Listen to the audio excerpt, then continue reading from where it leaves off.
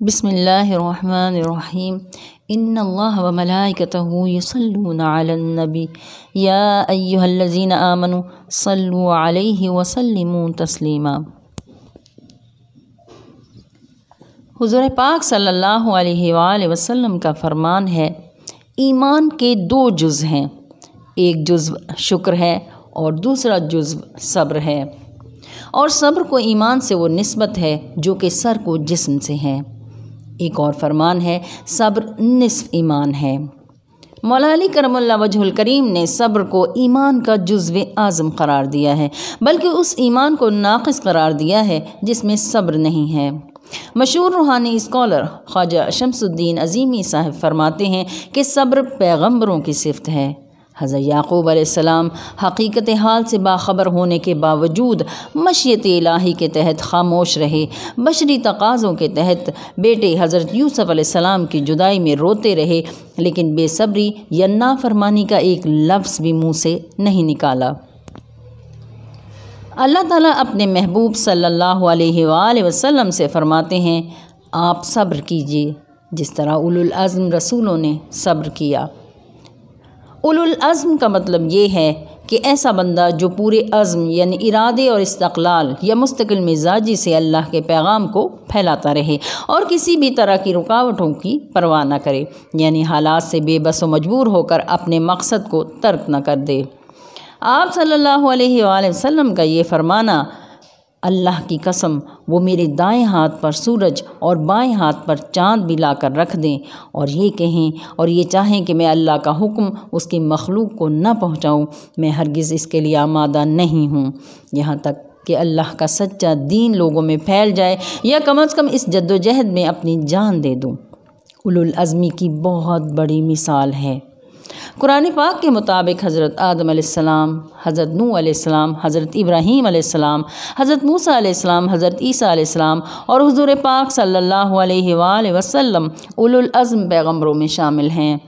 اس کا صاف مطلب یہ ہے کہ صبر آدمی کو اولو العزم بناتا ہے، کیونکہ قرآن پاک میں اللہ تعالیٰ کا ارشاد ہے، ان اللہ مع الصابرین، بے شک اللہ تعالیٰ صبر کرنے والوں کے ساتھ ہے۔ صبر کا مفہوم یہ بھی ہے کہ بندہ اپنی تدابیر اور کوششوں کا نتیجہ اللہ پر چھوڑ دے، اپنے ارادے کی نفی کر کے اللہ ہی کو قادر مطلق جان لے اور اپنے کاموں میں تاخیر اور ناکامی پر اللہ کے ارادے اور فیصلے کا انتظار کرے اور قدرت کی جانب سے جو حاصل ہو اس پر راضی رہے۔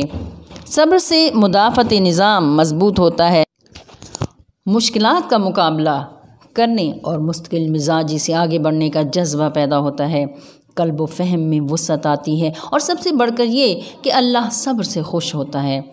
صبر اللہ کا ایسا نور ہے جو مادی حواس میں نورانیت داخل کر کے انسان کو اللہ سے قریب کر دیتا ہے۔ صبر کرنے سے آدمی کے اندر نور کی مقداریں داخل ہو جاتی ہیں۔ صبر کا پورا سسٹم فرما برداری کو ذہن میں راسخ کرنے کا پروگرام ہے۔ جب بندہ صبر کرنے کا عادی ہو جاتا ہے تو ہر مشکل آسان ہو جاتی ہے، اور صبر کی کیفیت پیدا ہونے سے انسان خوش بھی رہتا ہے، کیونکہ اس کا ذہن اللہ کے ساتھ وابستہ رہتا ہے۔ قرآن پاک میں ایک جگہ ارشاد باری تعالیٰ ہے، وَلَمَن صَبَرَ وَغَفَرَ إِنَّ ذَلِكَ لَمِنْ عَزْمِ الْأُمُورِ، اور جو کوئی صبر کرے اور بخش دے یقیناً یہ بڑی ہمت کے کام ہیں۔ مشہور روحانی اسکالر خواجہ شمس الدین عظیمی صاحب فرماتے ہیں کہ صبر کا ایک مفہوم روکنا بھی ہے، یعنی آخری حد تک قوت برداشت سے سہارا لینا۔ جب کوئی بندہ اس راز سے واقف ہو جاتا ہے تو زندگی کے ہر دو لمحات کے درمیان یعنی بیداری اور خواب میں اس کا ذہن اللہ کی طرف از خود منتقل ہوتا رہتا ہے۔ جہاں صبر ہے وہاں اللہ ہے۔ صبر انسان کے اندر دور کرنے والی روشنیوں کو اعتدال میں رکھتا ہے۔ موجودہ سائنسی دور میں کم و بیش ہر انسان اس بات سے واقف ہے کہ انسان کی اصل روح ہے۔ روح اپنے لباس یعنی جسم کو صبر کی تلقین کرتی رہتی ہے۔ وہ اس طرح کہ انسانی جسم کے 9 انچ اوپر ایک روشنیوں کا جسم ہے جسے جسم مثالی یا ہیولا یا ہمزاد یا ایسٹرل باڈی کہتے ہیں۔ جسم مثالی مادی جسم کو فیڈ کرتا ہے۔ جب جسم مثالی کی طرف سے فیڈنگ ختم ہو جاتی ہے تو مادی جسم بھی مر جاتا ہے اور مردہ جسم ڈیڈ باڈی کہلاتا ہے۔ چونکہ تخلیقی پروسیس کا تعلق جس میں مثالی سے ہے، اس لیے وہ ماضی، حال اور مستقبل کے ریکارڈ سے پوری طرح واقف ہوتا ہے۔ اس واقفیت کی بنا پر جس میں مثالی مادی جسم کو صبر کی تلقین کرتا رہتا ہے۔ صبر کی تلقین سے مراد یہ ہے کہ روح شعور کو یہ انسپائر کرتی ہے کہ یہ تکلیف عارضی ہے، گزر جانے والی ہے، یہاں کوئی بھی شے مستقل نہیں ہے۔ اس انسپائریشن سے آدمی کے اندر تکالیف کا مقابلہ کرنے کی جرت پیدا ہوتی ہے اور اس کے ارادے میں استحکام پیدا ہوتا ہے۔ مولانا شاہ سید وارث حسن شاہ رحمۃ اللہ علیہ فرماتے ہیں کہ اپنی مصیبت، اپنے دکھ درد کی کہانیاں لوگوں کو بیان نہ کرنا اور دل میں اللہ کو پکارنا صبر ہے۔ صبر کا یہ بھی مطلب ہے کہ استقلال اور ثابت قدم رہنے کی اللہ سے دعا مانگتے رہنا، جیسا کہ اللہ نے خود فرمایا ہے، ربنا افرغ علینا صبرا وثبت اقدامنا وانصرنا علی القوم الکافرین۔ قرآن پاک میں حضرت یوسف علیہ السلام کے قصے میں صبر اور شکر کی تمام تفصیل بیان کی گئی ہے کہ ہر حال میں اللہ کا شکر ادا کرنا چاہیے۔ شکر ادا کرنے سے آدمی صبر کرنا سیکھتا ہے۔ اللہ کا شکر ادا کرنا، مصیبتوں پر صبر کرنا ایسا عمل ہے جو آدمی کے ذہن کو شکوک و شبہات اور منفی سوچوں سے دور رکھتا ہے۔ ثابت قدمی سے یہ اعمال کیے جائیں تو آدمی کے اوپر یقین کی دنیا روشن ہو جاتی ہے۔ اللہ تعالیٰ نے نوع انسانی کے لیے لاشمار نعمتوں کی بارش نازل فرمائی ہے۔ بالخصوص سورہ رحمان میں بار بار فرمایا ہے، پھر تم اپنے رب کی کون کون سی نعمتوں کو جھٹلاؤ گے۔ اللہ کی نعمتوں کو استعمال کر کے اللہ کا شکر ادا کرنا ایک ایسا عمل ہے جسے اللہ نے بہت پسند فرمایا ہے، لیکن انسان بنیادی طور پر ناشکرہ ہے۔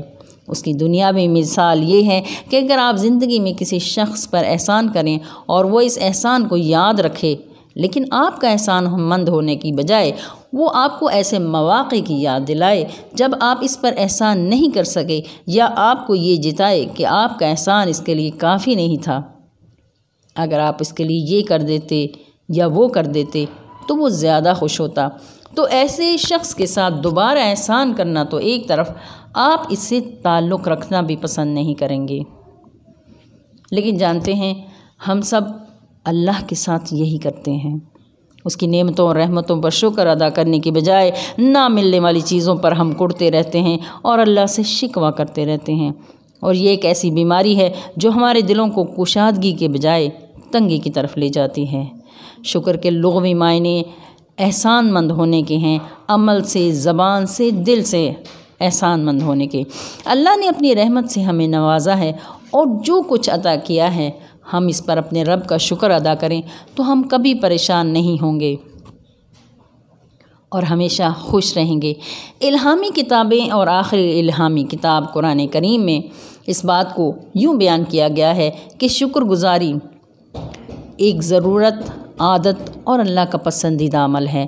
شکر گزاری ایسا ہنر ہے کہ اسے سیکھ کر اور پریکٹس کر کے پرسکون زندگی کے ساتھ ساتھ کامیابی کی طرف قدم بڑھ جاتے ہیں۔ ایک جگہ اللہ تعالیٰ نے قرآن کریم میں ارشاد فرمایا ہے، بلکہ اللہ ہی کی عبادت کرو اور شکر گزاروں میں سے ہو جاؤ۔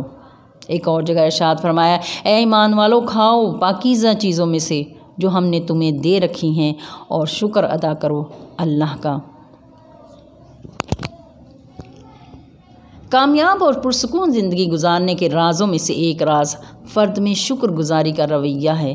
شکر گزار بننے کے لیے حال میں جینا، حال سے مطمئن ہونا اہم قدم ہے۔ شکر گزاری کے حوالے سے دوسرا اہم قدم حاصل نعمتوں کو شمار کرنا ہے اور تیسرا کام ان کے نتائج جاننا ہے۔ شکر گزاری ایسا روشن ستارہ ہے جس میں خوشی، اطمینان قلب اور آسودگی کے علاوہ کچھ نہیں ہے۔ اگر ہمیں اللہ کا شکر ادا کرنے کی عادت نہ ہو تو ہمیں انسانوں کا شکریہ ادا کرنے کی عادت نہیں رہتی۔ فرمان رسول صلی اللہ علیہ وآلہ وسلم ہے، جو لوگوں کا شکر گزار نہیں وہ اللہ کا بھی شکر گزار نہیں۔ فرمان الہی ہے، اللہ نے تم کو تمہاری ماؤں کے پیٹوں سے نکالا اس حالت میں کہ تم کچھ نہ جانتے تھے، اس نے تمہیں کان دیے، آنکھیں دی اور سوچنے والے دل دیے، اس لیے کہ تم شکر گزار بنو۔ اللہ تعالی ہم سب کو صبر اور شکر کی توفیق عطا فرمائے۔